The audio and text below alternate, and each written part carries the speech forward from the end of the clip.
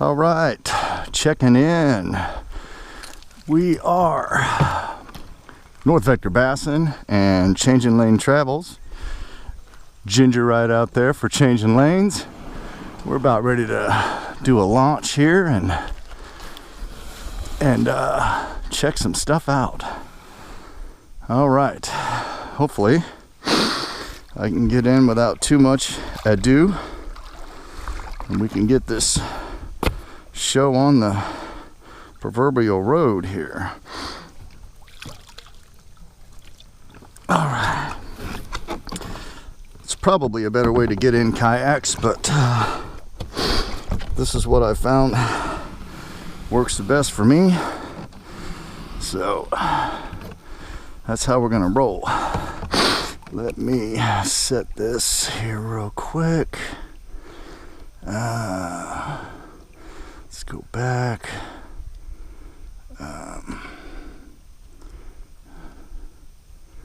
Yeah, let's set it for right there. All right, ladies and gentlemen. Hopefully these camera angles are decent, and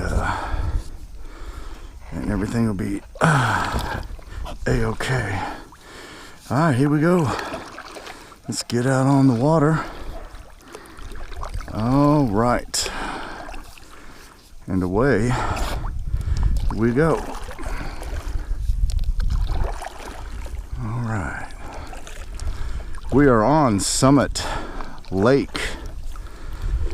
We got Changing Lanes and North Vector Bassin on the water in brand new kayaks. These are the Pelican Covert Angler 120s, and we're gonna get out here in some water and see what there is to see. From what we understand, there's the Big Blue River comes through here, and this is what I had a problem with last time. Was my alarm, and I don't think I can.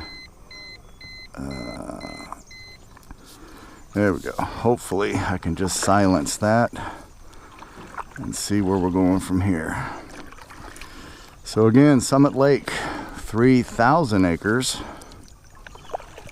of water, but as you can see from the headshots, you can see there's a lot of different vegetation in here. Again, totally will hold bass, panfish, and bait fish. Good morning, everyone. This is Tony with North Vector Bassin, checking in.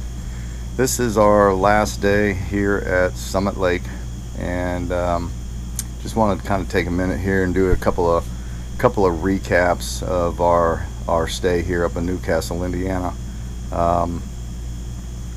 Fishing here at Summit Lake has been disappointing, really. They do tout a lot of bass, a lot of big bass here being taken out of Summit Lake. But unfortunately, it seems this year that most of the Indiana smaller lakes, not the reservoirs and this, that are plagued with huge sections of like milfoil grass and chara and mat algae, to the point where you have only a few pockets in your coves and your back sections, and then you've got to get out into deeper water, hoping to find structure that might hold fish. And so I fish a lot of the back coves and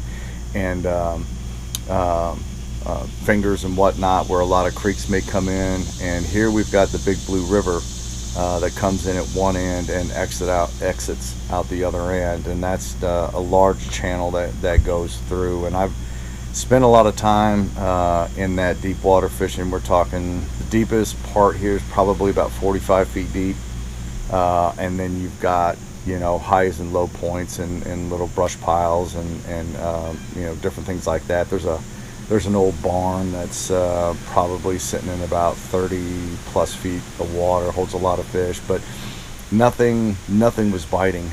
We've had an ongoing wind issue since we showed up last Thursday, and it just hasn't let up. So we've been dealing with probably anywhere from 4 to 8 mile an hour winds, you know, off and on,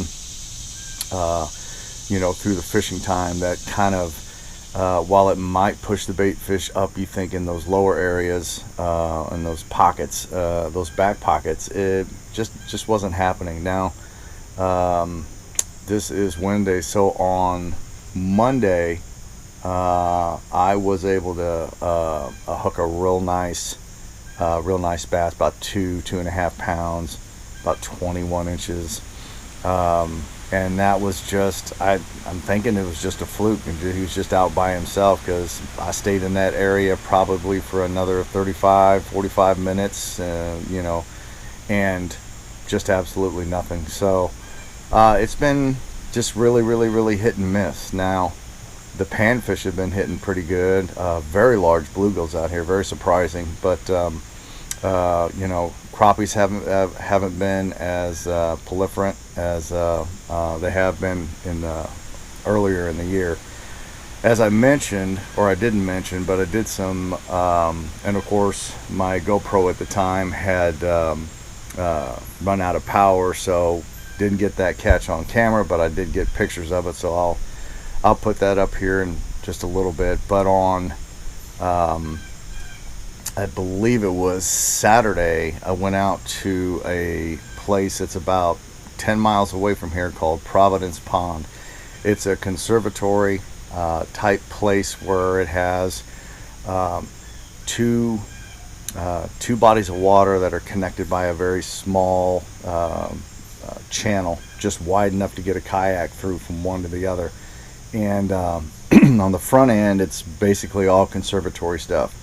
All that to say is that the water level had been pulled down so far because they were doing some levee repair, because it's not a reservoir, and it's just backed up by a levee.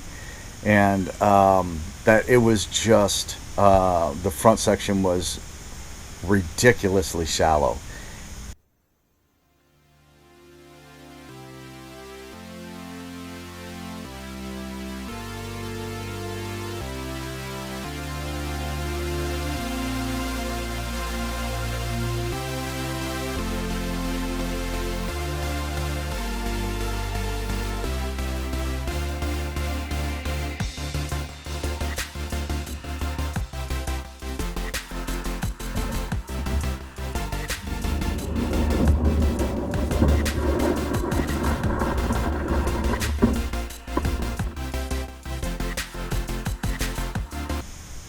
Eight inches in some places, a foot and a half maybe in others. So I took a chance and tried to get through that channel, and I made it, but we're definitely scraping bottom on the kayak. Get out to the other side, and I've got some video footage of it, so I can put that. I'm going to put that up here to go along with it. And large percentage of it is standing trees everywhere. But again, with the water level being so low, the bass were just not in a biting mood. I mean, I threw everything at them. You know, wacky rig, drop shot, jig, Ned rig, everything in all those wooded areas, and just didn't get anything. Tooled around quite a bit and found a 7-foot deep section off of one of the points. And my favorite, most lure that I've thrown at Starve Hollow and here in Providence and White River and everywhere that I've fished is the HyperJerk 70 in electric chicken from 6th Sense Lures. That thing has been dominant. Even in these lakes that are so heavily matted with these grasses, when I can find a spot to throw it, it has always produced for me. Same here on Providence Pond. I had thrown that jerk all over the place in those wooded areas the best I can, because it's a suspending bait. So with the water level down so far, a lot of the connecting branches and laydowns and everything else around these standing trees just made it hard to throw anything without getting snagged and hooked up in them constantly. Back to the 7-foot section. So I find it and immediately catch a couple of dinks, 10 inchers, but all of a sudden I'm catching fish. And I worked that area and that's all I got there. And on my way out through that area, I decided to throw on the back end from the bank moving forward out into that 7-foot section, and this moose just nailed it. And again, GoPro dead by that time. I have pictures, I'll post them up right here. This guy was close to 26 inches long, shoulders on him like a linebacker, just a moose. Weighed in at 5 pounds 3 ounces, just under 26 inches long. And see in the picture, my kayak is 30 inches wide from end to end, and this guy is almost every bit as wide in my lap as my kayak, as you'll see. That made the trip worthwhile, to say the least. So again, not big numbers, but a couple of big fish. So our next trip is Sugar Creek Smallmouth, coming up in about 3 weeks. In the in-between, and that's a kayak trip, but here this next weekend I'm taking the bass boat out, and we're gonna hit Lake Massinawa, which is north of Indy by an hour and a half, in just outside of Peru, Indiana.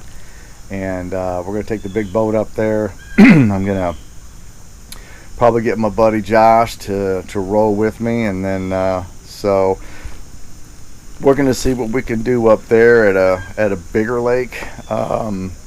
It's this year, I got to be honest, in all the fishing that we've done, it's just not been as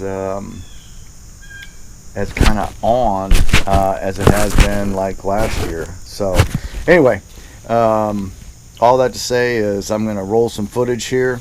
Again, appreciate everybody stopping by, checking it out, subscribing when you can, hitting that bell icon to be notified when the next video drops.